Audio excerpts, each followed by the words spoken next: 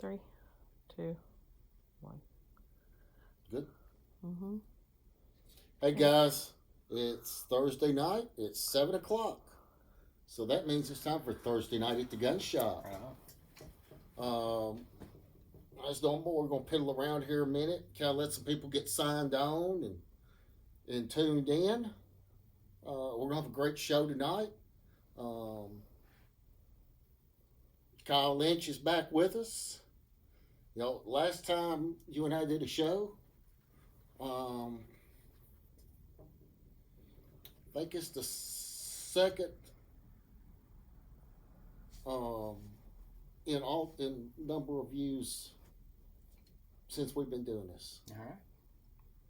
I think the only one that beat you and him was you and Archie. Richard Archie. Okay, that's a good one. I'll take second seat for that one. Yeah, it was holding that show was holding number one until we did the one with Richard and I, and it kind of went. Mm-hmm. Richard had a lot of people are following Richard because of what he does with TFA, right? And so you had the whole TFA family getting him watching. Yeah, so, and that's okay. We got Eric Ferguson saying, "Hey guys." Hey Eric. Got John Miller. A few other people. John, how are you? Eric, are you still off work?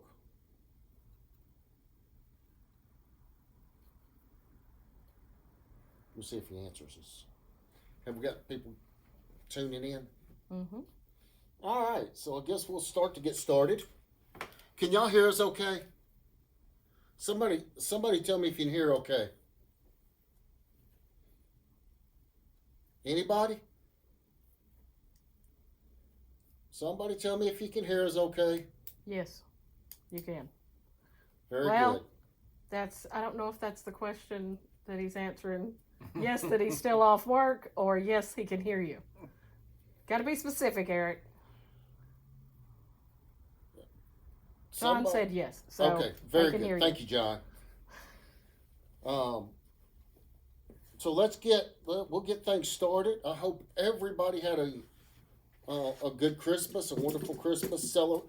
Time to celebrate with family and friends, and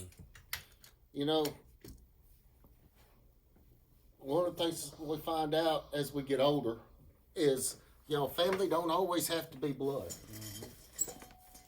Family don't always have to be blood. Some blood family you may not really want to be around so much. I have some of those. Yeah.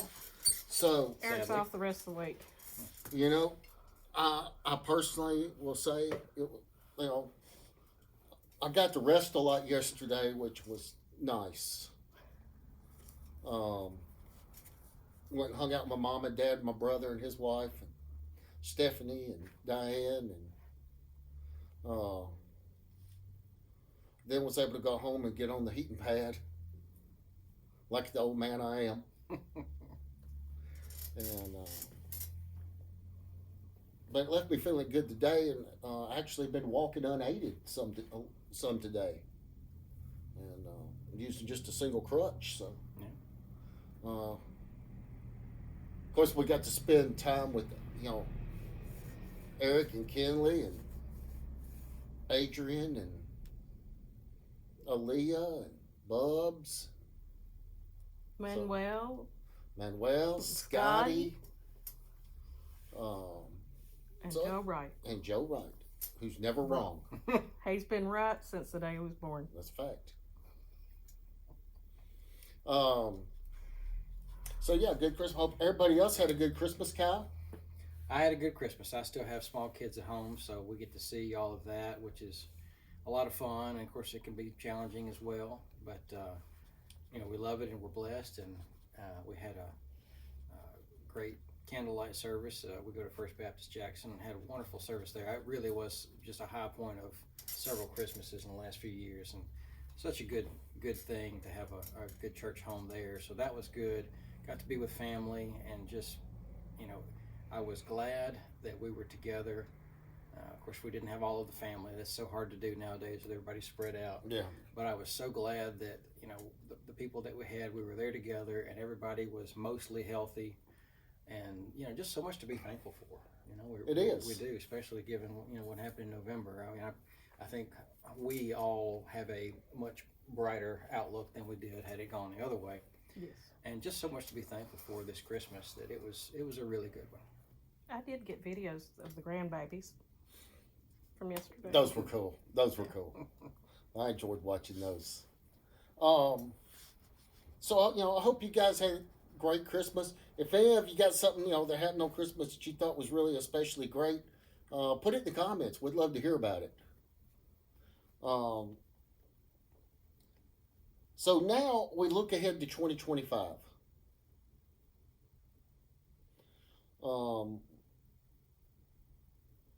I'm having kind of a... What day did they certify the election? The 6th of January. That's inauguration. 21st or 22nd, I believe, is inauguration. Certification's on the 6th. 5th or 6th this year. I think it's the 6th. Okay. Yeah. So... It's not in there yet, I know. Yeah, it's... Things can still happen. Justin Piercy said, "Hey fellas, MAGA Christmas." That's right. That's right. We got Joe Pruitt and Joe Wright. Ho-ho! Now I'm gonna tell you what, that's a pair. That is a pair. Mm. Right there. There you go.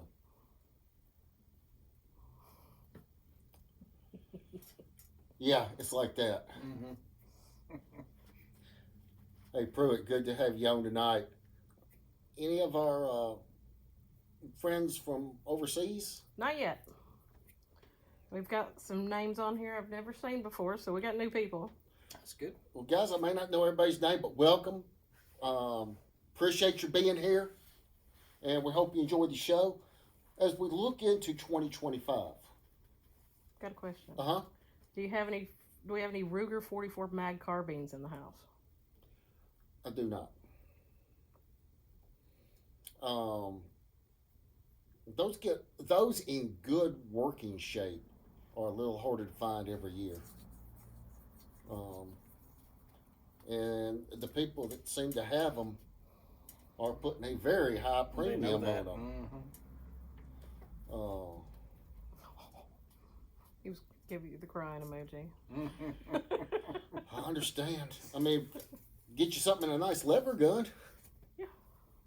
Be more reliable anyway. Yeah. As cool as the little Rugers were, They had problems. they wasn't what you call reliable. Mm-hmm. That Ruger over there is kind of cool.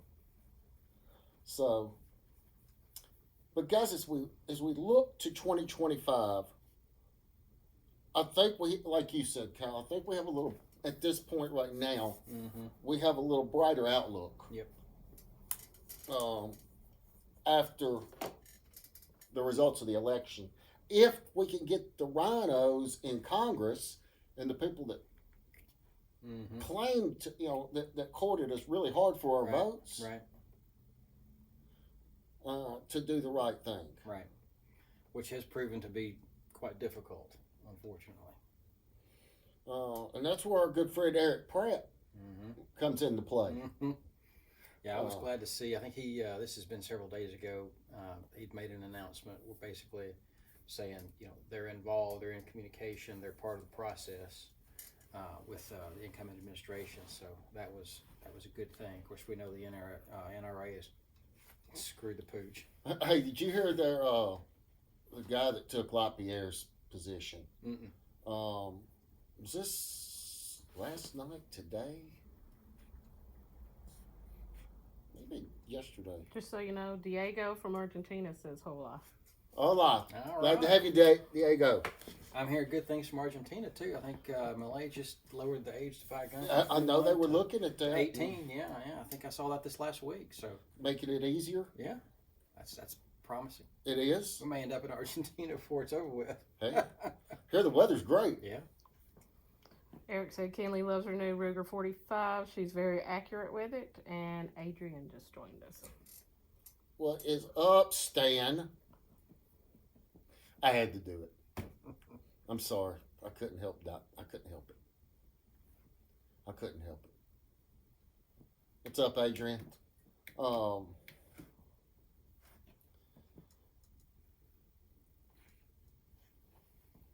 Eric or Kinley, somebody, I'm gonna call one of y'all after the show.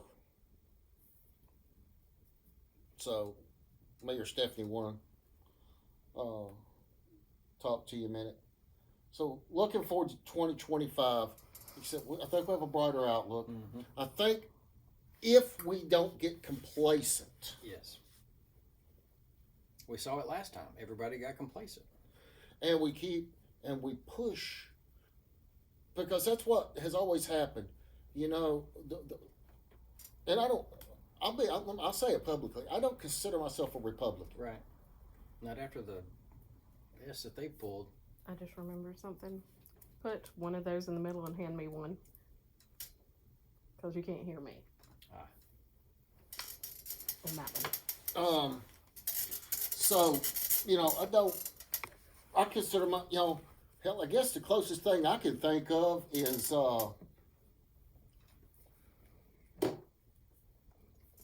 I guess it's gone away now. I was more Tea Party or Constitutionalist, is what I consider myself. Yeah, there would have been a time when I would have said small L libertarian, with a conservative bent who mostly votes Republican.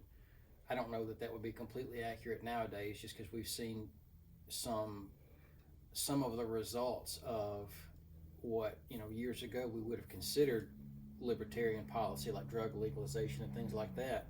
What a mess that's caused in some of the places it's been tried. Everywhere it's been tried. So while in theory some of that sounds fantastic, the results that we've seen of it have not really been that way. So I think now, to me, the biggest thing is just decentralization. Where there needs to be legitimate authority, let's just make sure it's decentralized to the point that it's not controlled by a small few. And, that's the thing. I call myself a constitutionalist because you got Republicans and Democrats that have piled on this. Mm-hmm. I mean, in a lot of cases, it don't seem like there's a lot of difference. Yeah, exactly. We've had a super majority in Tennessee for a decade and a half. Yeah, and they sure don't act like it. Or maybe they do, and that's the lesson right there. They know they can get away with it, so they don't have to be responsive to us. And you've got next couple of weeks we're going to be calling names. I didn't print it out. Mm-hmm. I knew we were going to be getting in. I didn't want to spend a lot of time on the front end of the random thoughts part of the show, because I wanted to give you the time. Sure. But you're welcome to come back tonight. We start calling people out if you want to. Sure. Probably have Richard in here too. Yeah, that'd be great. Goodness. And I'm hoping that when we do that, you're welcome. Have Richard here. I hope we'll have Chris Todd here. Yeah, and it's a few time. others. It's time to call them out. I mean, we really have to get more aggressive and stay after these folks who are not doing the things that we want them to do. Yeah, I mean, if you want to start, and we're going to start. We're going to talk about state level. Sure. It's if you got to take care of it in Nashville, Mm-hmm. and then take care of it in Washington. Well, as Richard has said, he's kind of had this series of themes, let's call it. I get their emails, and Mm-hmm. the big one, or one of the big ones, is the fact that in Tennessee it is still a crime Oh, we're going to get into to that go here. armed. Yeah. That's unacceptable. And Cameron Sexton, the Speaker Mhm. of the House.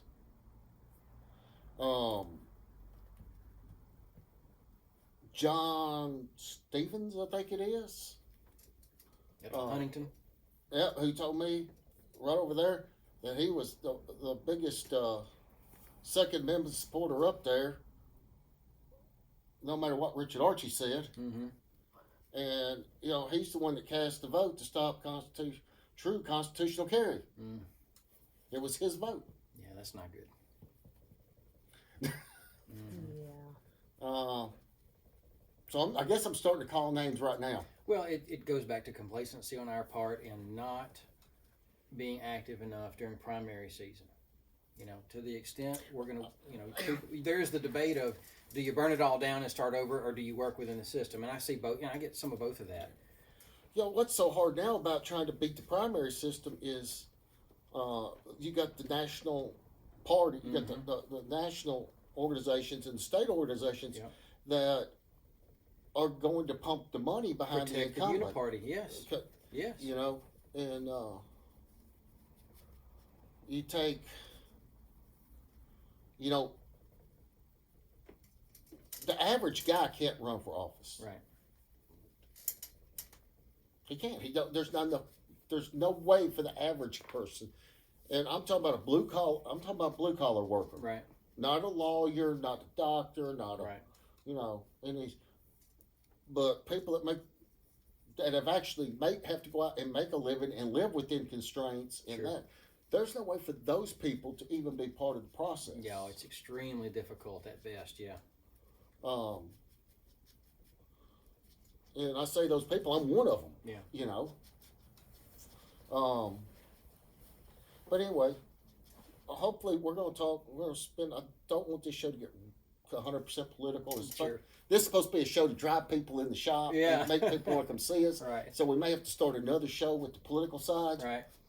But looking forward to 2025, and this is going to get to what you were talking about with the intent to go armed clause that's still in there, and the fact that, you know, all our permit is hey, we won't prosecute. It's a defense. Right. That's an It's affirmative just defense. that's Yeah. all it is. It's a defense against prosecution. Right. You know, we've been trying for years with the Republican supermajority, especially since the so-called the permitless carry. We don't have constitutional carry. Mm-hmm. You know that it's permitless carry. Right. And they've excluded greenways and parks and places like that. Now I can go in there with my gun because I've got the so-called enhanced permit. Mm-hmm. But you know, what was the lady killed on the greenway? What, just over the last few days? And in any case, even though you have that affirmative defense, you could still be arrested for it. Oh, you're You going could to still be. be booked for it. You know, all of these things up to the conviction, the punishment, you know, comes in the form of the process. Yeah. Which that part alone is not okay. No, it's not. No. You know, I know Chris Todd's working on a bill to try to help fix it. They've been trying to get these bills pushed through. They get killed in committee by Republicans. Oh, we don't need another gun bill this term. We don't need another gun. No, we don't want to kill that. That's not coming out of committee. Mm-hmm. You know, and these are ranking people that court the two-way vote. Well. And they just, you know, they're the power structure, and they're like, nope, nope, nope. Right. That's when it's time to turn up the heat. That's when it's time to send people home. Yes. But anyway, but you got the lady that was killed on the Greenway. That she had, you know, legally she had no way to defend herself. Mm-hmm.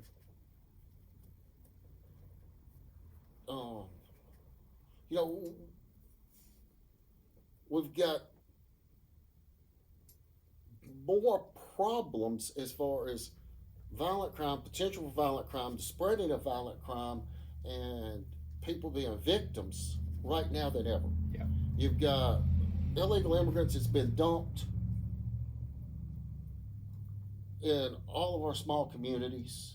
And if you were, say, Venezuela, why wouldn't you empty your prisons and send them up here right now?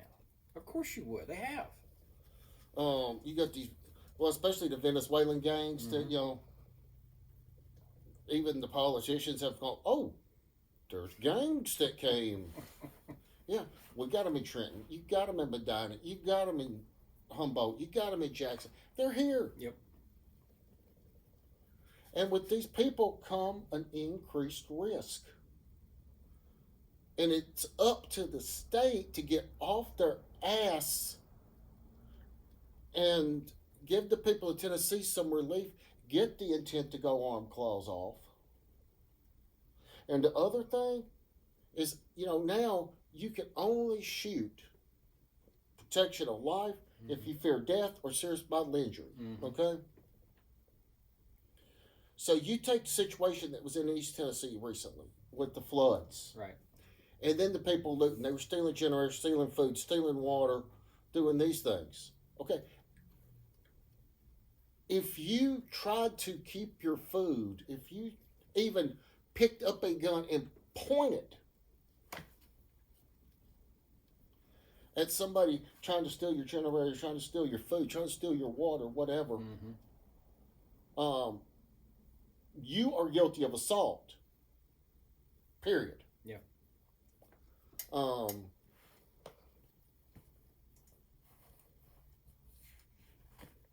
That's got to change. It does. There is so much that needs to be done on, what we now see is, say, Castle Doctrine, where, using that specific example, in that situation, the theft of your generator, of your bottled water, whatever, is a life-threatening thing. It is a life But threatening under the law, you are the criminal. Yeah. What about the dialysis patient that it's running the machines? Right. Is that protecting property or protecting life? Right. Well, I think there is room to improve the law with respect to protection of property, where I think that alone would cut out a lot of this mess, to where it's not even an issue at some point. But the argument, and this is a little cliche of, well, do you think your property is worth more than somebody's life? When the old counter is, well, he thinks his life is it's not as worth it as my property. Yeah, it's worth risking his life for my property. So because there's so many times, like, what about the family that's got one car, need to get grandpa to a cancer treatment, and somebody steals their damn car? Sure. Yeah, I think let's be gracious and say the intent was to just not have somebody being shot over, a lawnmower. A lawnmower, sure. I think there's a whole stretch of room to reclaim between shooting somebody over a lawnmower and using lethal force to protect what would otherwise be seen as property. Now, there's a big, long way between those 2 points that we should be able to reclaim some of, it seems to me. If we could get good common sense folks to sit down and write a bill, Yeah. But as soon as you write it, you send it to their legal departments up there. Yeah. And they let all these lawyers get a hold of it. It'll be, you can write a bill on this piece of paper right here, Right. and make it very clear and pointed. Right. But to do that, you're gonna have to have a lawyer write 150 pages. Yeah. That's a big part of the problem. But anyway, those are, and guys, that's what I said. We have to be diligent. These are problems that need to be addressed, and they have to be addressed when we have at least people who will listen to us in these positions. Right. You look at Memphis, what they've just pulled. Yeah. That's not only a violation of civil law; it's a violation of criminal law. Yeah. That's as blatant as you can get, right there. I know I'm gonna pronounce his name wrong, but Jonathan Scammati, the attorney general. Skermetti? Yes. Yeah, I don't understand why he don't take TBI and some troopers down there and just go through Memphis and start arresting folks. That's political cowardice, is all that is. I mean, you got the letter of the law and a violation. The letter, the spirit, Yeah. everything about Right. that's Class E felony. Yeah. What they did's Class E felony. And now the judge, they won't even schedule the lawsuits that have been filed on the docket. Because TFA and GOA are suing. Sure. Among, I'm sure, others. Yeah. Over this, and they can't even get scheduled on the docket. So that's kind of... Be a good place for some leadership, if we had it. Yeah.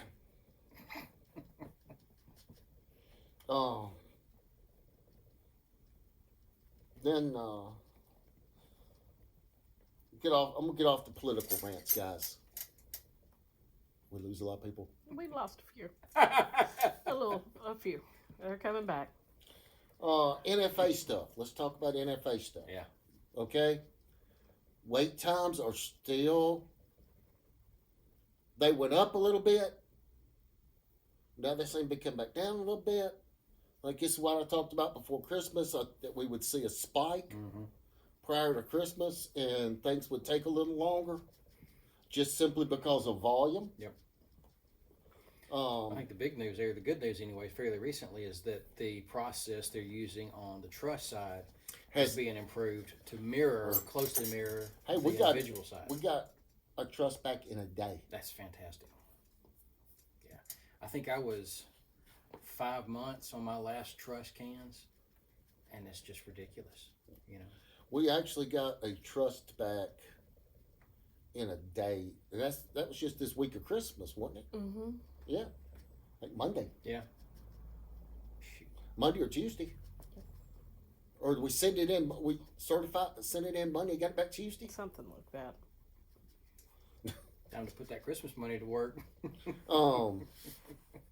So yeah, NFA times are still pretty good, and like you said, the big thing trusts now are running right on par with individuals. What do y'all see as a breakdown here in the shop? Mostly, you know, one or the other. More individual. Yeah. And I think the reason why is a lot of people, when you explain that God, this is going to sound bad. You want me to say it? But I mean, there's nothing but to say it. A lot of people, when they find out there's something they got to go home and do, and there's follow up, they actually have to put hands on it and do. Yeah. And get other people to come in and do? Right. They're like, no. I could see that. Yeah, I could see that. You know, I think one of the big things here is Stephanie. You know, that everybody, you know, it's been talked about far and wide. They come in here, you know, they can get people that understand the suppressor, understand Right. the suppressor that you're going to need to fill, that's going to fill your needs, and that you're going to end up being happy with. Right. To help you with your purchasing. And Stephanie's going to take you by the hand, and she's going to make the Form 4 world really easy for you. Right. Yeah, and if you've got somebody who has, you know, is on the other side of that learning curve, I hate to even utter these words, but the process itself, you know, other than the obvious issues, is not that bad if you've got somebody to walk you through it. But it is a barrier on the front end if you don't have that knowledge that it's, you know, this kind of voodoo thing of buying an NFA item or NFA certificate. Or if you did it in the old days before we went digital, when you had to sit there and fill out four of the same form, but they're all different. You remember that? Yeah, it's not because you that have way an anymore. ATF copy, registered copy, Law enforcement. law enforcement copy, Yeah. all that stuff. But By the way, I still dislike doing those. you know, but now you know we got staff. Yeah. People come in. She gets them set down. She gets everything set up for them. Make sure they got their tax stamps. Make sure that everything's done.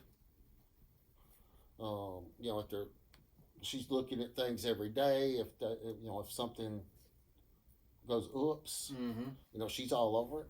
Yeah. I had an oops on a can some time back, and it sat there for months, and nobody looked at it.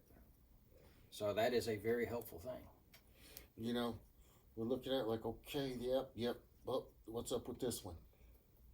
Why are we seeing something red here? Yeah. And you pop onto it, and you know she's right there dealing with it. Yeah. Yeah, we had a gentleman that he just needed to update his picture, and it sat here it was here before me, I think. And it's not like he hadn't been told. Yeah. He had a lot of stuff going on. He did. And he came in. We finally got everything done. He was one of the ones that came back in a day. Nice. So yeah, we're looking. She's paying attention to those things, and that's a benefit to the customer. because that's something they don't have to think about. Right. She's got it. She's doing it, and I think she's getting quite the reputation. So NFA stuff is turnaround times are good. That's even on SBRs, SBSs. Mm-hmm. Hadn't done any AOWs, so Yeah. but I would assume Yeah. they would be Similar. Yeah. just as fast. Same forms. So we talked about NFA. So guys, we got more cans in today. I need to price them and see what all we got. We got some Solentrico, got some Energetic, got some Hux Works. I don't remember what else. I think I saw some Griffin Bush 46 Bushwhackers or 46 something. Bushwhackers. We got several 22 cans and 30 caliber cans. I have no idea what's in the box over there. Yeah. Lots of cans. If you don't have a 22 rimfire can at this point, you're just wrong. You are. I mean, it's so much fun. It is. It's so much fun. It's You know the Jesse's girl right there in the little bitty. It's here. In between In between all of them. Yeah. That one looks kind of cool. I'm like, I may want this this is one. Jesse's girl. Yeah. We're not gonna do it, are we? No, No. I can't do it. We're not gonna do it. I'm gonna spare everyone that pain. How cool is that one? Yeah. It looks kind of cool. Yeah. I mean, if you don't have a 22 can, you're just missing out, you know? So much fun. That's about as much fun as you can have with your clothes on. Yes. It's a good size, too. I like And that. then there's some of us that have multiple 22 cans. Yes. I got a little flash hider end cap on this thing, too. Mhm. Yeah, ain't that kinda neat? That is kind of neat. I love it. For a pistol, I mean, I can see an application for sure. Shorten that barrel down. I like it. That's I think it's gonna be quiet. I mean, for 22, that's a lot of volume. It is. Looks like that can's gonna catch. It's gonna have a lot of volume. So Please don't ask the price because I have no idea at this point. I want to say it's probably under 4, if I remember correctly. Cool. But we don't sell anything on Facebook anyway, so. we don't. Hopefully, YouTube didn't just cut us off because we didn't have a gun. Right. Well, it's not live. Oh, okay, I'll yeah, put this you're up taping. later. Yeah. So NFA stuff, selection's pretty good right now. Got a lot of accessory stuff in right now. Probably more than we've had in a while. Mm-hmm. Got a restock on several different subsonic ammos. 9mm, 30-30, 7.62 by 3.9, 300 blackout. 300 blackout, 6.5 Creedmoor, A bunch. 308. All that stuff in stock with in subsonic. So if you want to keep it really quiet, Yeah, if you have not shot subsonic, I mean, centerfire guns, I actually wrote an article on this years ago when I was writing for the magazines, when magazines were a thing. It's so much fun to shoot subsonic ammo through, your normal rifle where you're shooting supersonic ammo.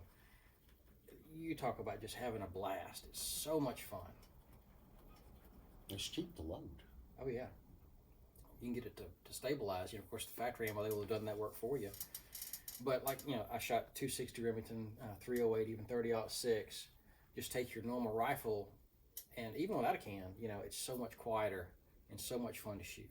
If you've not tried it, it's really a good time. And with today's technology, I mean, we've actually got bullets that are working well Oh, yeah. at the subsonic. Right. Yeah, Oh. expansion, terminal performance, yeah. Yeah, we had a military customer that was, let's just say, the very highest levels of special operations. And, there's a lot of stuff he couldn't talk about, but he was describing some of the 300 blackout rounds and projectiles and the terminal performance of those. And, apparently this is not something that's on the commercial market, but there are similar projectiles that are on the commercial market And whether it's the monolithic designs or of course the Hornady Sub X, I guess is probably the most common commercially available expanding subsonic round. But there's a lot of things you can do with a subsonic projectile nowadays that just a few years ago we didn't think we could do. Yeah, I mean the advent of the monolithic bullet and the machining technologies that's going along with that. Mm-hmm. Lehigh, Maker. What was the other one? There's gosh. Oh, they're I mean, you got them. You got guy Sean McKenna's working for now. Cutting Edge. Cutting Edge, yes. Yes. Yeah, Cutting Edge. I mean, that's just three. I like them. I like the monos. I'm a big fan. But the Lehigh has a 168 grain boat tail, and usually on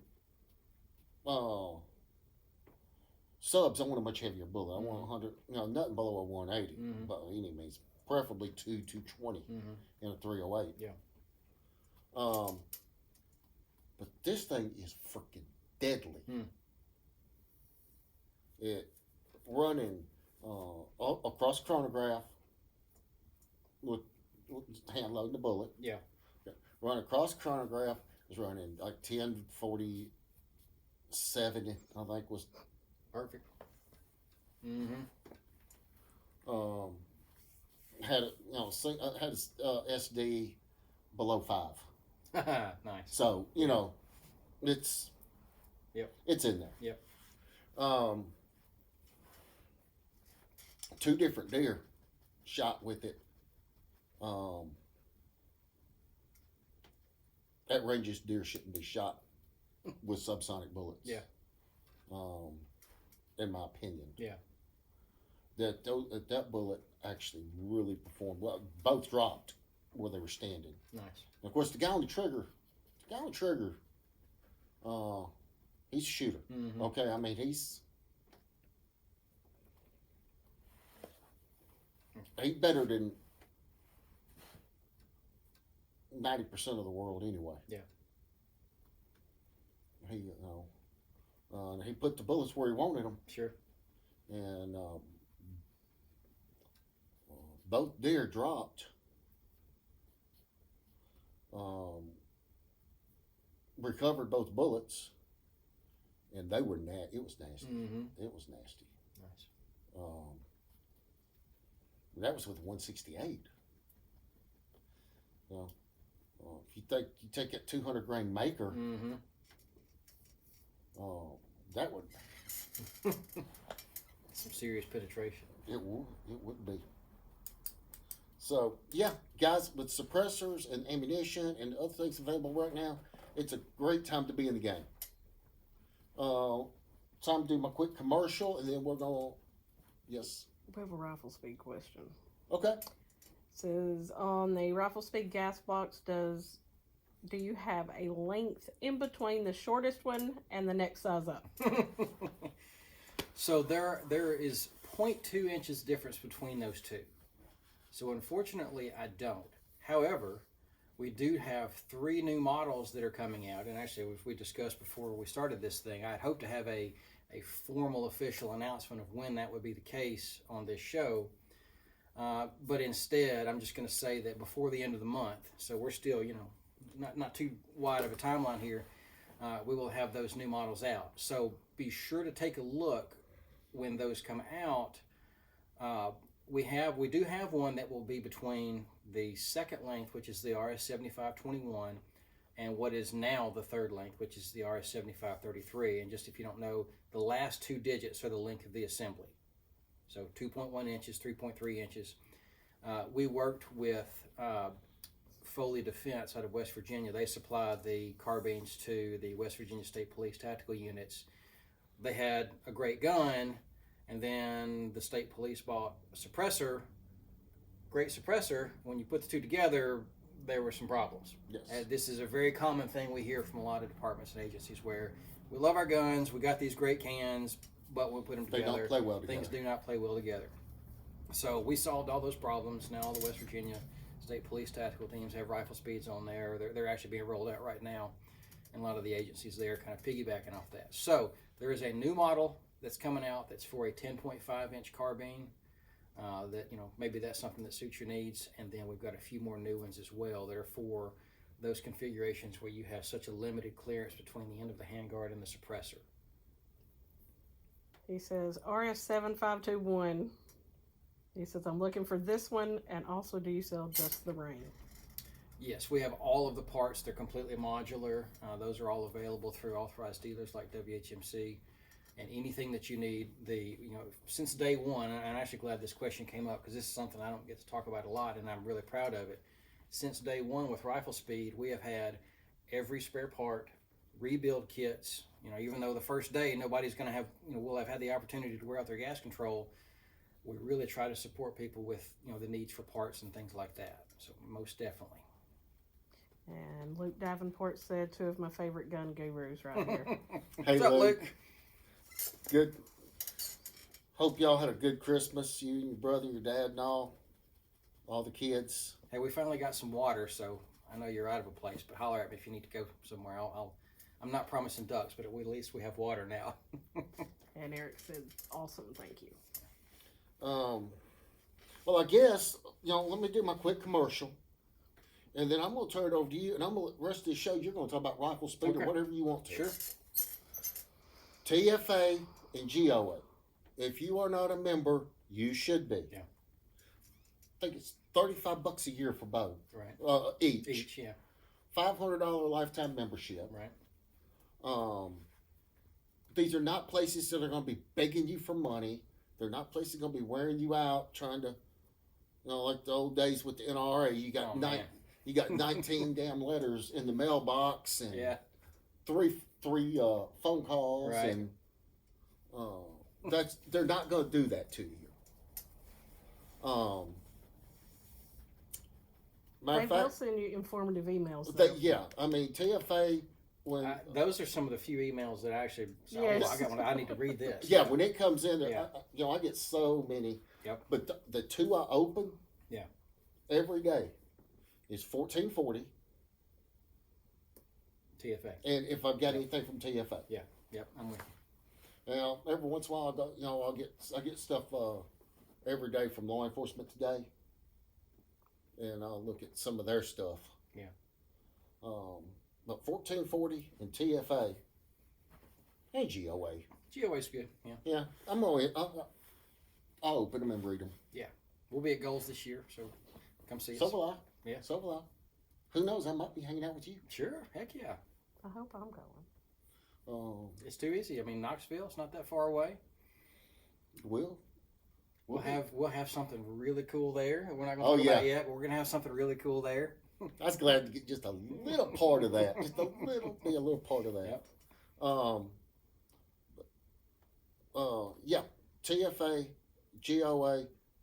That's the thing. Goals, for example. If you're a GOA member, that's your mission's handled. Yeah, and if you've not been to this, a lot of people really don't understand what it is. You hear, well, it's a trade show or exhibit or whatever.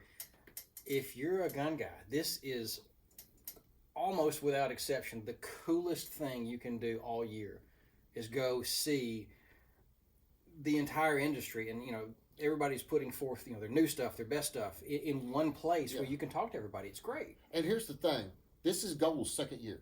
This will be the second. Right. I remember when SHOT Show was young. Oh yeah. And that's when it was good. Yeah. In those first years. It's been kind of that's for a while. Yeah. So now SHOT Show pretty much just sucks. Right. Well, it's practically speaking, its use has really changed, and a lot of people, companies in the industry, are kind of questioning their participation there. Yeah, I mean, you see so many just SIG, they're out. Yep. So many have gotten out. I mean, $100,000+ set up. Right. It's nuts. They think being in Vegas keeps it alive, and that may be what keeps it alive. Maybe, but I don't like it. But my first SHOT Show was the last one in Orlando. I was there. Yeah, and matter of fact, I was in the EMF booth. Oh yeah. I was in the EMF booth, working the EMF booth Mhm. with, because the 1911s and doing Wild Bunch stuff for Oh yeah. SAS Yeah. at that show. Mm-hmm. Nice. I remember it well. But anyway, GOA, if you're a member, goals, it costs you nothing for admission. It's Show it's show worth the your drive. membership card. Worth the drive, worth the hotel room. So much fun to go to this thing. That's the thing. The second year, they haven't got real formalized yet. Yeah. By that I mean, you know what I mean. Sure. It's still a little bit Wild West, Mm-hmm. Like it should be. like it should be. What's fun, Yeah. you know. And those are the shows where, like, you know, even when I was pro staffing and doing the videos and stuff, you know, when I was at shows like that, I was more laid back, Yeah. probably more approachable. Sure. You know, because you get some of the big, highly structured shows. Okay, you have 14 minutes to Right. do this. Right. You don't have 14 minutes in 1 second. You have 14 minutes. Right. Don't do it in 13.8. Do it in 14 minutes. Yeah. And you got all this, and it's, you know, when you get into shows like Goals, you're more laid back. It's, people get more approachable. Yeah. Well, you can be And- more responsive. You know. You know, yeah, Make it up as you go, which that's half the fun. it is. It is making it up as you go. But it's He's a master at that. it's especially like I don't know how to communicate it enough. Getting in on these shows in the first 3 or 4 or 5 years, Yeah. that's the magic time. Yeah. And you know, I know Eric is really excited about this year. Last week we're speaking about it. Yeah. He was really excited, and you know, I know what you're doing, and I'm pretty excited about that. That's gonna be fun. Yeah. And I think anybody that shows up is gonna enjoy it. If I mean, if they don't, as a gun guy, they have a lot of homework to do. Mm-hmm. They have a lot of homework to do. Yeah. Anybody, you know, I'll say our age, it's a done deal. You know, as Oh, soon yeah. as you see this, everybody is immediately going to know what it is and why it's awesome. And if you don't, as a gun guy, you got a lot of homework to do. There's something I could add to that, but I'm not. I'm just gonna I'm gonna stay quiet because there's a whole other group of people that appeals to. It's true. Actually two, but that I can think of. So TFA GOA. If you're not a member, join. Great Christmas gifts, birthday gifts, just for whatever. And going back to our early discussion about us needing to be more involved and engaged, Mm-hmm. TFA's information is such a good tool when it comes to that. Mm-hmm. And they do a good job of making it, you know, relatively easy, of kind of taking out some of the steps of you figuring out who to talk to and, you know, what to say, what are the issues. So I have been, you know, very pleased with my membership with them and the information that's in me. And it doesn't bother me, you know, on the rare occasion when they ask me for money, because I feel like I'm actually getting something for it. And it's not just some dude buying expensive suits up there, you know. No, I mean, nobody in the organization has a salary. Right. You know, I can tell you, Richard and those guys, they do not even take expense money. Yeah, that's impressive. You know, when John's John is a lawyer. Mhm. He practices in Nashville, but when he's practicing on behalf of TFA, he's not billing. Hard to beat that. And I mean, this guy's name is on Bruin. This guy's name is on Heller. Sure. So, I mean, that's why I say these are the real deal. Right. That's where the rubber hits the road. When other people are talking, they're fighting. Right. And they're in it because they believe in it. So, TFA GOA advertisement done.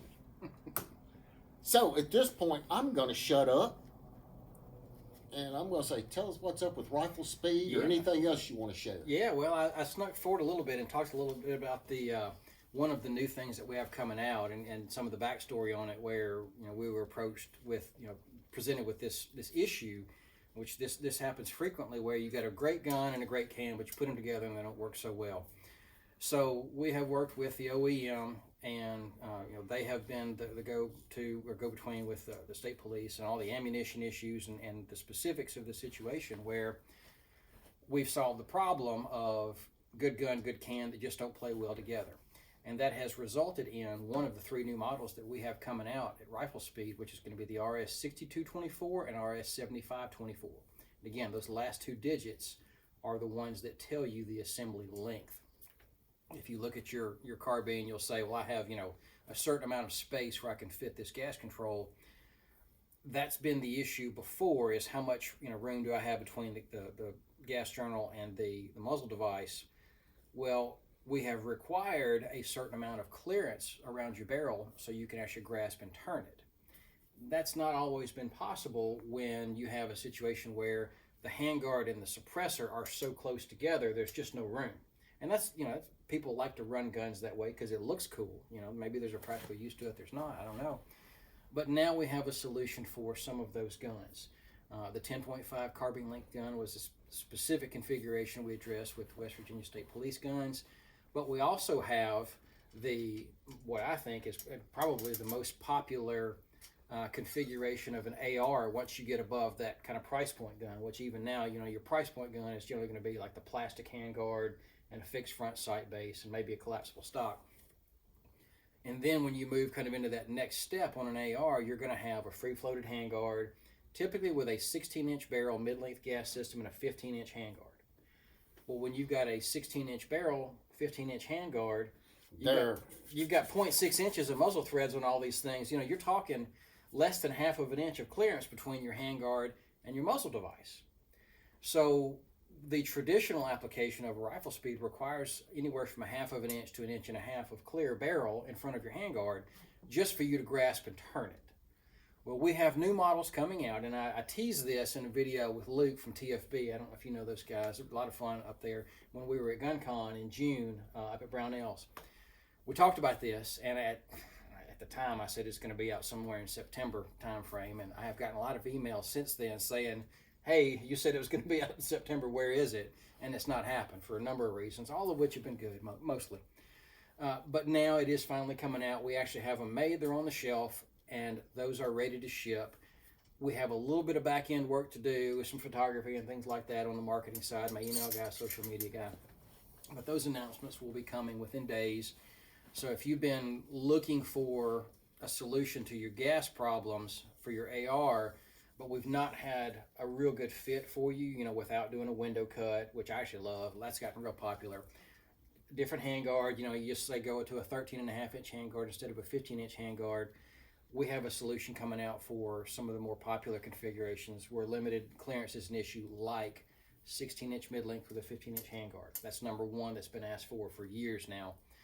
13.9 mid-length has gotten to be hugely popular because that's with the commonly available, let's say, muzzle devices, suppressor mounts on the market. A 13.9 is the shortest you can go in pin and weld to have a single stamp gun. So when you have a 2.6-inch flash hider muzzle device on a 13.9-inch barrel, you can pin and weld that, and then you now have a legal 16-inch barrel. Well, we didn't have a real good solution for that without shortening your handguard before.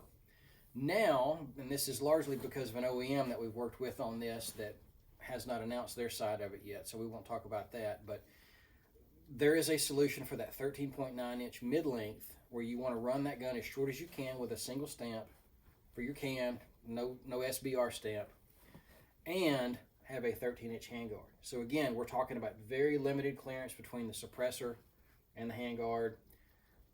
We now have a way to do that, and it's going to be out very soon. So that's the big news with us, is these models that I teased way back in June that were supposed to be out in September are finally coming out at the end of December.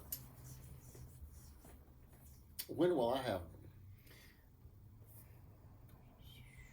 There's the question to put you on the spot. I can, in fact, remind me before I leave here, and I'll send shipping a message to send those out tomorrow. They're on the shelf. They're ready to go. We just got a little bit of back end stuff to do. So I'll have those sent out tomorrow, and you guys will have them before anybody. All right. You heard it here. That's right. Come get them. That's a nice thing. A lot of people don't realize. I promised you the rest of the show, but I got to jump in. Sure. Yeah. A lot of people don't realize how much stuff in the gun industry happens in West Tennessee. Oh yeah, we've got quite a lot going on here. Oh, yeah. You're here. CMT. Yeah. Cross. Craddock. Yep. Chi-Tac. Oh, that's in Huntington. That's right. Yeah. Beretta. Barrett. Yep. The importer in East Tennessee. SDS. SDS is in Tennessee. Yeah. Yeah, they just changed their name. Yeah. Now it's SDS Arms. SDS Arms. Yeah. Rather than SDS Imports. Right. But Matt Fuller and the guys, I'm sure you know Matt. Mm-hmm. It's been around Met forever. him, I think, yeah. Some good people over there. Yeah. Really are. We got Smith and Wesson. Yeah, we got Smith up in Maryville. Maryville, yeah. And Lenny McGill moved the Glock store to Nashville a few years ago. Yep. Yeah. So, I don't think people realize, in Tennessee, and then there's a lot of places like us. Mm-hmm. You got the rifle specialist up in East Tennessee, Steve, I'm sorry. We were having drinks. Yeah. No, I know his last name. I really do. It's just. Yeah. It's CRS. Yeah. Well, you've got, not only Pro 2A, generally speaking, a Pro 2A state, but the tax advantages we have here over other places, and it's a good thing. I'm glad to see, just as a gun guy, that we have it here, but it makes sense from a business standpoint as well. But that should also give us a little more political ammo to get some of these things done that we talked about earlier.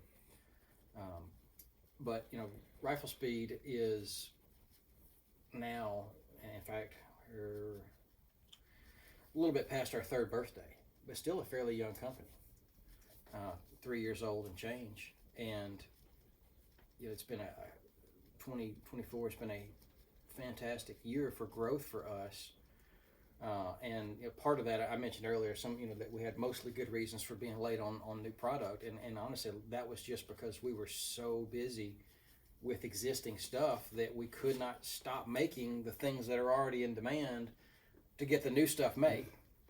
I know a few folks that's been in that position. Yeah. Luke said all this gun industry in Tennessee and still no constitutional carry. Yeah, exactly. Yeah, you're right. We had one earlier. Hello from Brazil. Hola. Mm-hmm. Okay. Luke's 100% right. Yeah. There's no excuse. Yeah.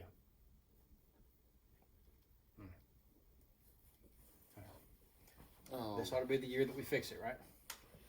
Well, if we get enough folks talking about it, enough folks fired up about it, get in TFA, get in GOA, because GOA is going to help fight on the state level too.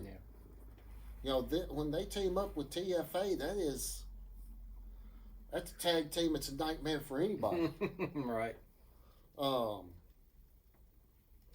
And Richard just retired from his normal job. Okay, good. So we'll have more time then to.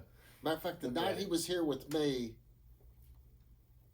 which was the 12th, I think something so. like that. Anyway, I think it was second Thursday of December.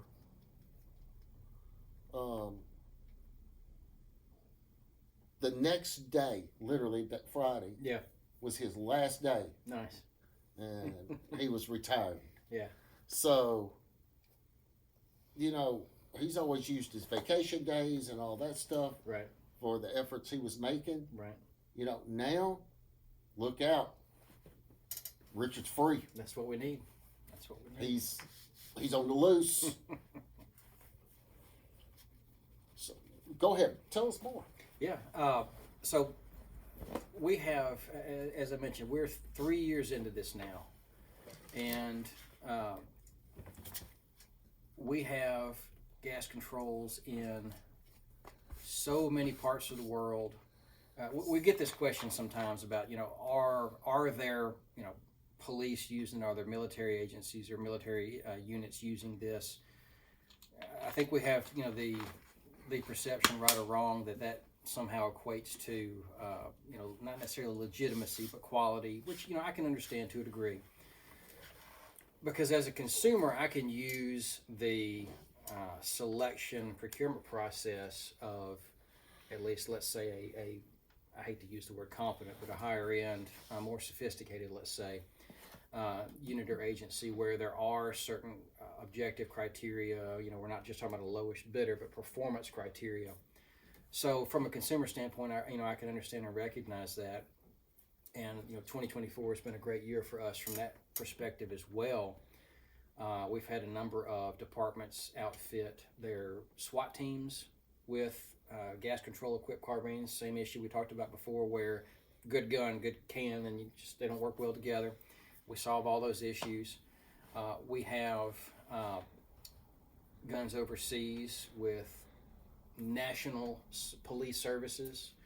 I still have not gotten the okay to talk specifically about some of that stuff, but Daniel Defense won a contract with their guns to the National Police Service of an allied country with our gas controls in place. In fact, the user specifically called out our gas system for their suppressed and unsuppressed applications in, let's say, a cold weather environment. So we've had a lot of big successes with that this year, and I think that will translate to the continued growth of Rifle Speed when people see that it's not just, the early adopters of, the competitive shooters, the recreational shooters, the guy that has no constraints on what he can do with his gun. Those are the people that just, can jump on board immediately as soon as we launch as a brand new company and, buy this thing. And it's $200, and, if it doesn't work, you can throw it in a drawer.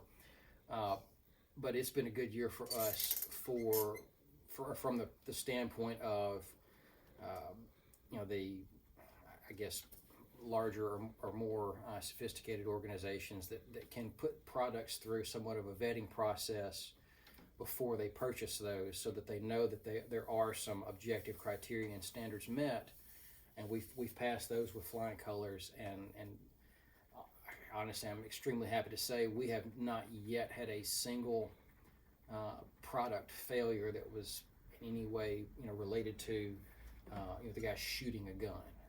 We've had a little thing here or there where a thread didn't get chased, or we had a burr on an edge or something like that, little things that they're going to happen in manufacturing. But we've just had such good success that has kind of culminated in some of these bigger contracts and OEM awards and military and law enforcement adoption. A lot of that's happened this year. So another good reason for us to be thankful for the year that we've had, and looking forward to what happens next year too. A lot of good stuff on the horizon in addition to the new models.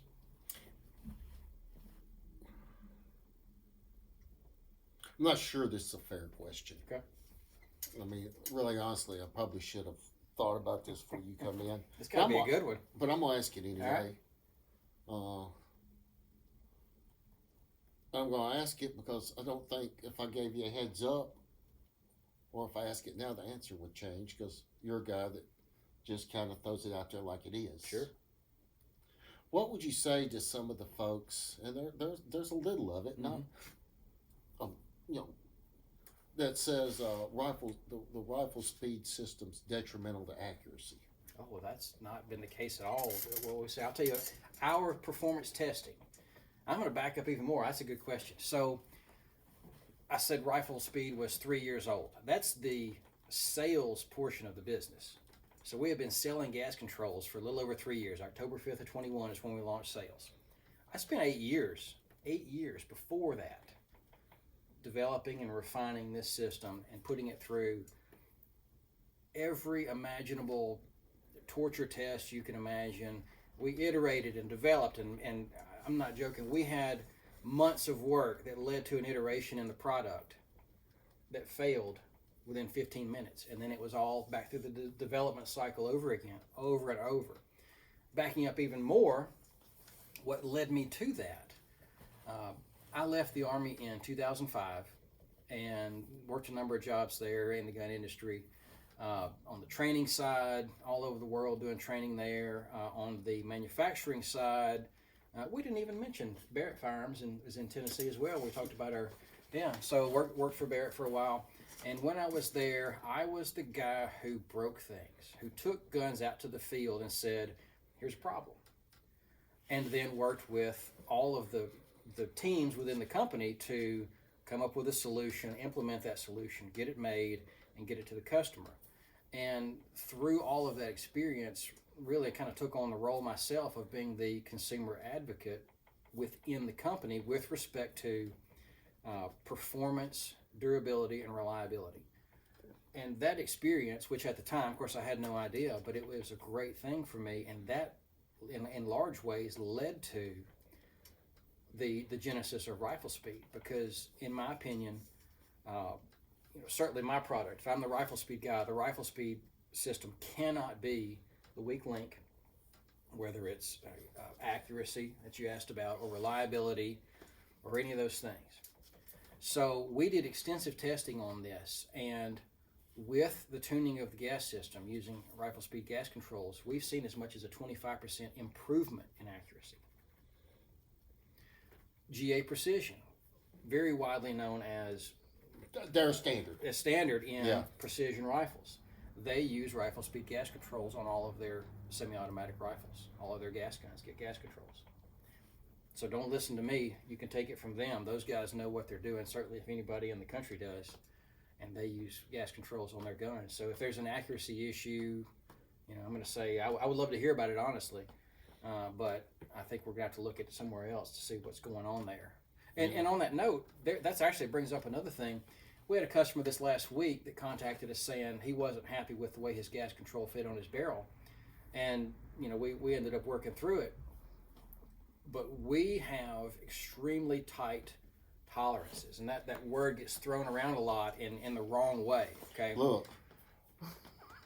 Oh, yeah. When I got you on one hand with your Rifle Speed, and I got Paul Craddock making the barrel, yeah, it don't get much damn tight. Right. I mean, we have such high standards, and when we say tolerances, okay, a tolerance is the distance between minimum and maximum. I've got a nominal, which is what I want this thing to be. Okay, let's say I want this part to measure 1 inch.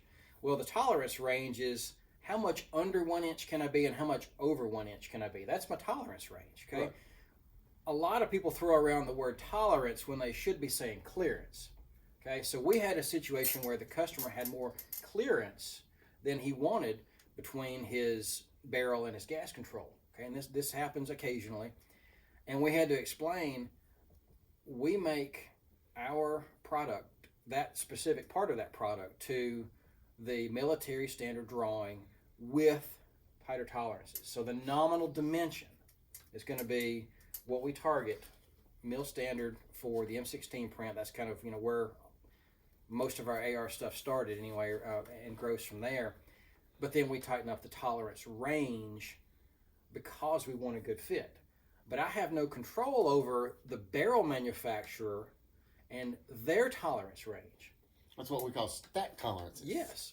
So we ended up with a situation where a 750 gas control on this guy's barrel that was nominally a 750 diameter gas journal, but it wasn't a 750 diameter gas journal. It wasn't even, most people will go to like a 749 and a half, where it's a little bit undersized. I think this guy had a little bit smaller gas journal than that. So, that's an issue where a little bit of consumer education has to take place, where you've got, part A from this manufacturer, part B from another manufacturer.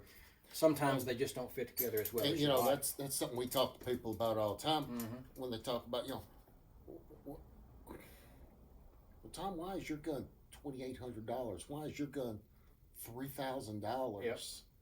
And sometimes I look at, I just look at them and go, because it fits. Yeah. Yeah. When you shake it, it doesn't rattle. Well, parts fit together. When we're putting that gun together, we're not cutting the corners. I'm using Jeff Cross. He's making the uppers. He's making the lowers. He's making the hand guards. You're making gas system, and depending on how bad my need is, I'm getting the gas too from Eurocratic. You know, he's made me a few. Yeah. In a hurry when I needed I needed a Rifle Speed Plus 2. Right. And I needed it yesterday. Yeah.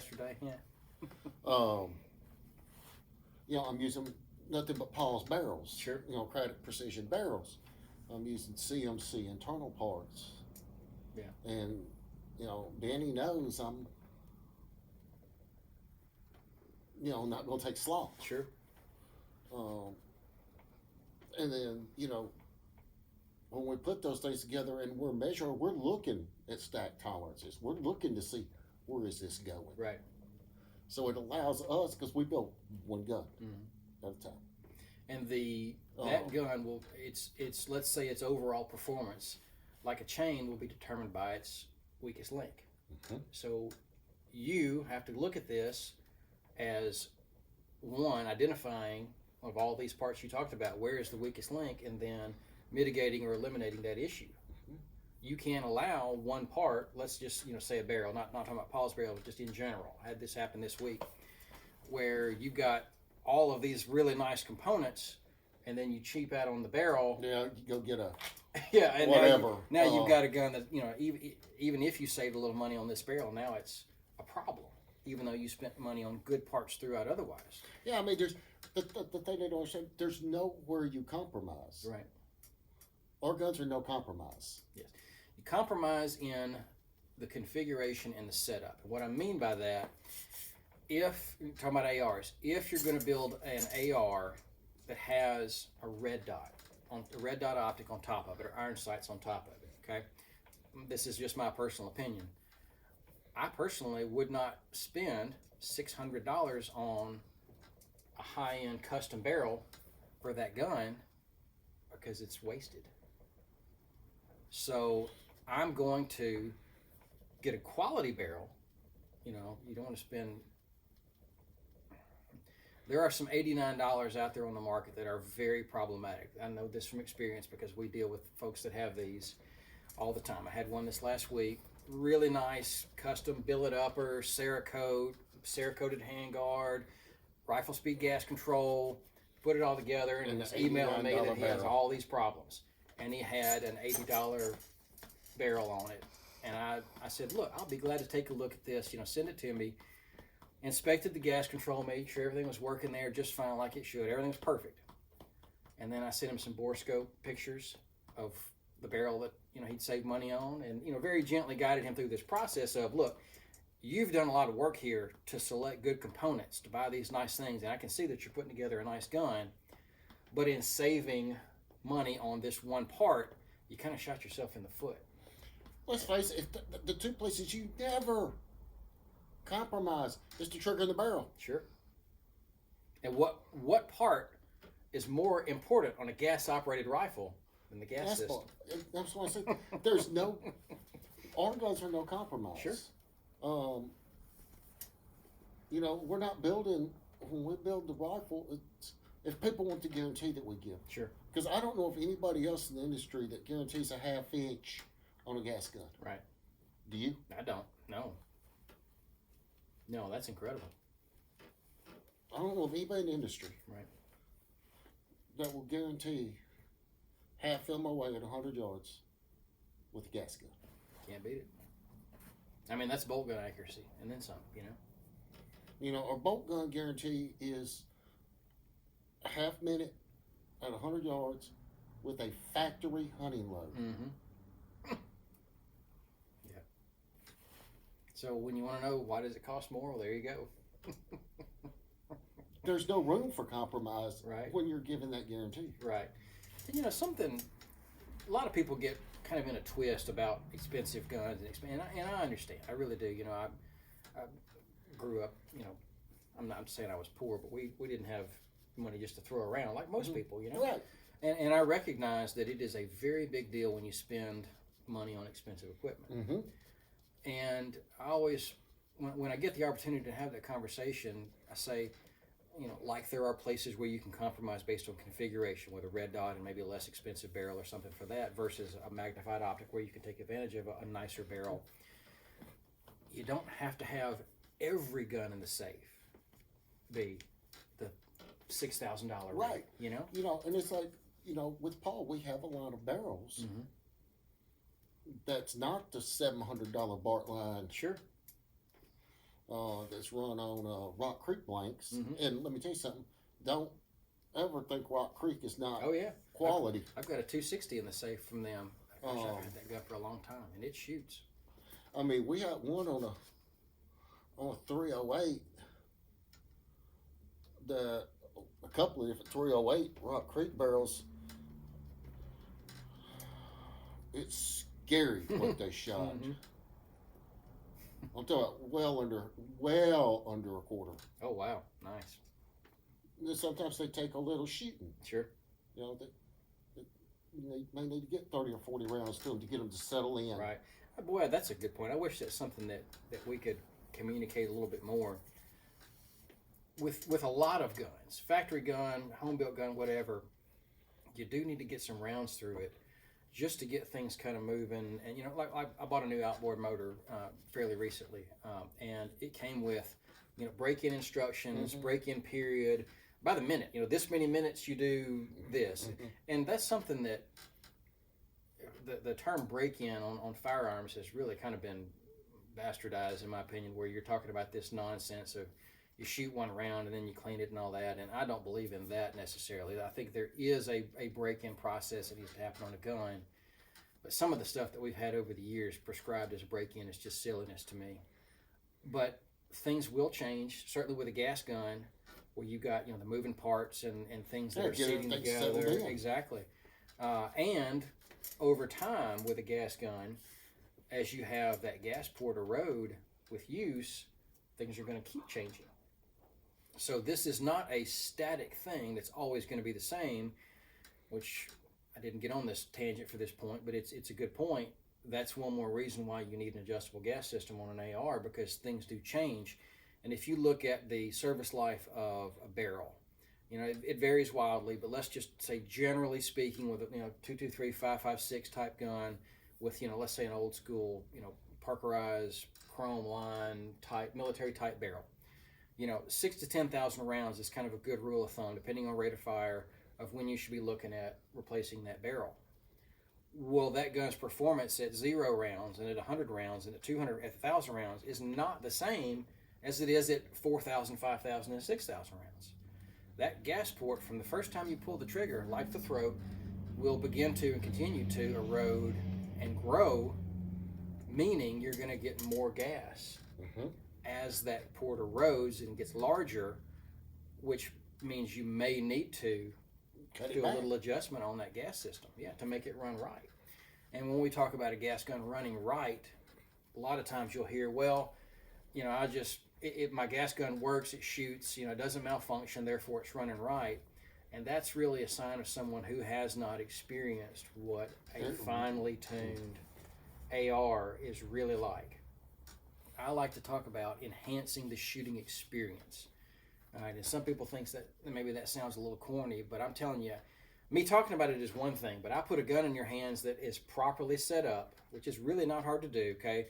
Put a gas control on it, standard spring, carbine spring, and a standard H buffer. That's the starting point. Very rarely, with the short guns, you may need to go to an H2, but none of the, wild things done with the spring of, this super extra power spring or flat wire, all that, you just don't need it. If you manage the gas, you can get away with a standard. I say get away with. The appropriate answer is a standard carbine spring and an H or H2 buffer. And that gun shoots so soft. Our demo guns, we travel all over the country doing these shows and demos where we'll have hundreds of people come through on a weekend. I think we had a show this year, a 2-day show, Saturday, Sunday show, where people come through and shoot our guns. And each gun, we have 2 primary guns, and we'll have 2 backup guns in case something breaks. And each gun went through almost 2,000 rounds. That's a lot of shooting. 2 days, 2,000 rounds per gun. And those guns, despite that much abuse, I mean, that's abuse at that point. These guys, they get so hot, we literally pour water on them or dunk them in buckets to cool them down. Those guns, when you shoot it, from the beginning of day one until the end of day two, we have hundreds of people come through, and we see the exact same response, one of two responses, I should say, the same two responses from everybody. We start out with, you probably remember the old Pepsi challenge. I think we talked about this last time I was here, where we start out with the gas turned wide open. So it's like a fixed gas block, basically, at that point. I say, okay, shoot 5 rounds, shoot the rounds, and then, okay, now let me adjust this. Click, click, click. We dial that gas control down to the suppress setting we set up for that gun, and they shoot it again. And the first time they pull the trigger after we've made that adjustment to set that gun up like it should be, the gas system up like it should be for that suppressed carbine with that ammunition, one of two things happens. The guy takes it off his shoulder and looks at it like, oh, it didn't cycle, or he's like handing it to me as though it didn't cycle. That's one. Something is wrong with this gun because all of the recoil is gone, all of the torque is gone, all of the gas in his face is gone. Everything he just experienced with these first 5 rounds, we put 10 rounds in the mag, with these first 5 rounds when he shoots this gun without a good gas system adjustment on it, something's wrong with the gun. Because all that is gone. It's like the gun didn't even move when he shot it. Or when the guy realizes what happened, the second response is he's looking over his shoulder, calling all of his buddies like, you guys got to come shoot this. Because there is such a tremendous difference between my AR goes bang every time and my AR is set up to run perfectly. And that's what we offer, is the opportunity to have an AR that runs perfectly, any temperature, any ammunition, suppressed or unsuppressed, age of the gun, wear of the gun, cleanliness of the gun, all of those are gone as factors if you can really control the gas system on an AR. And it is a wonderful and beautiful thing when people actually experience that and understand what they've been missing. I agree. When we first met, you told me a lot of this. I'm like, okay. You knew you had my attention. Sure. And I know a lot of people. Can I share where you got your first gun job? Yeah, sure. That's a great story. Kyle's first venture into the firearms industry was at WHMC Guns. That's right. You were what, 13? I was 13 years old. Yep. Walter was behind the counter. Yep. And I don't know if my mother probably set this up. She knew I was just all about it and in love with, guns and hunting and all this. And we would come in here and look, and I don't know that I probably bought something at some point. Walter was gracious enough to give me a job when I was 13 years old, wiping down guns. And if you guys have been in here, I know that you have. You look around, there's a lot of guns in here. And for a 13-year-old, soft kid who's been playing too many video games or whatnot at the time, to come in here and pick up every single gun off the shelf, wipe it down, oily rag, put it back on the shelf. I don't know how tall I am. I'm not that tall, but I'm lifting these guns up and down all day. So I got to the end of the store, and we're talking probably 3.5 hours at that point. And I picked up the last gun. I looked at the last gun, and I thought, I don't even know if I can pick this gun up. My arms are so tired from picking up these guns throughout this store. I don't know that I can pick this gun up. And I looked at it. I looked at Walter, and he was.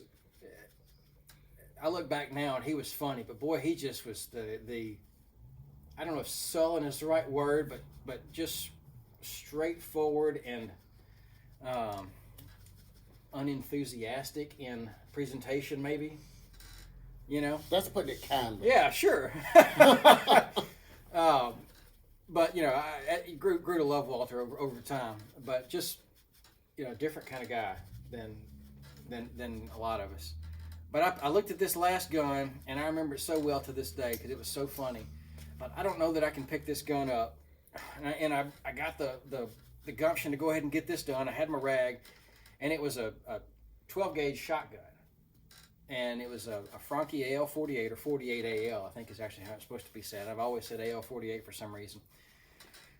And I picked this gun up, and I'm thinking, it's going to be this heavy gun like all these others have been. And I go to pick it up, and it shoots up off the rack because it's so lightweight. And I look at this gun, I'm like, wow, I did not expect that. And wipe the gun down, do all this. And I remember just kind of cradling and looking at this gun, and it was one of the silver side models with the engraving. And I fell in love with that gun so much that day that I thought of it, and I don't know why it took me until I was 48 years old to actually own one. But I finally bought one about a year ago, and I think now I've got 8 or 9 of them. That shotgun surprised me so much, and that was one of the most vivid memories I have of coming here as a 13-year-old to wipe down every gun. And of course, back then it was, we didn't have the plastic and the aluminum and all that. It was wood. Everything was blue finish getting wiped down. Yeah. Yes. So that's my intro to the gun industry right there, is wiping down guns at at McClanahan's back in the day, and just being worn out. And that's one of the things here that we have to be careful with, because we're trusted. We're trusted with a lot when you take over a store like this. When Lance took over the store. Oh yeah. And and then I came in and become the GM, and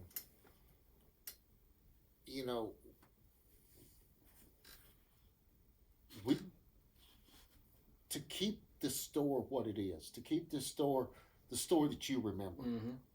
And it's great now because you bring your kids here. Sure. They love coming.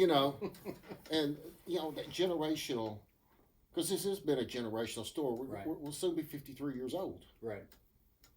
But it is sadly rare, less common anyway, that you have a place like this where you can consider the store, the people in the store, the experience of coming to the store as part of your culture.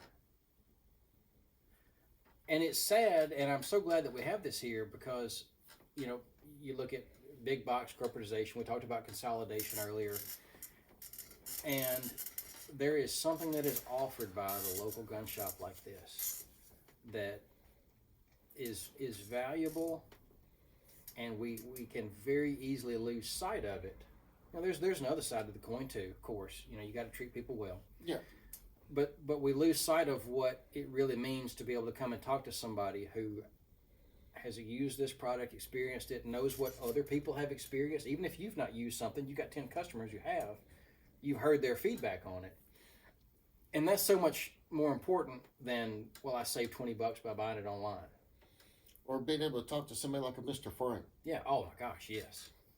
Yeah. You realize how much money people would pay, right, to have access to that. Yep. Or be able to sit in a room and ask him the questions that people ask him every day. Right. That I don't know. I think that man's an institution all by itself. Right.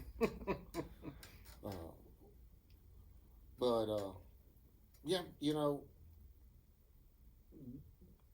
kind of in here it feels like we're down at the barbershop. Sure. And that's a good thing. We need it, Yeah.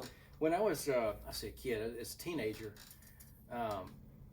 we don't really have any responsibilities. I could actually do this. You'd go to the bait shop and hang out and talk about fishing. You go to the sporting goods store, talk about hunting, whatever. And, now we do that online to an extent, but of course it's not the same. It's not. People come in here and do it every day.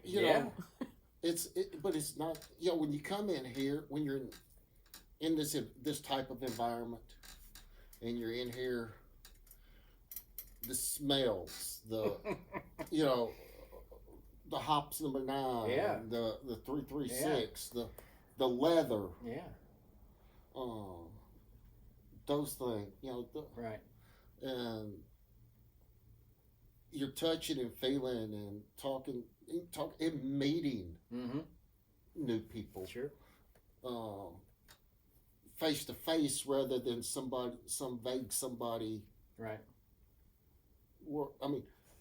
We're using the internet right now, right? But, and I've got gun friends, that I've met on the internet that are, it's been great.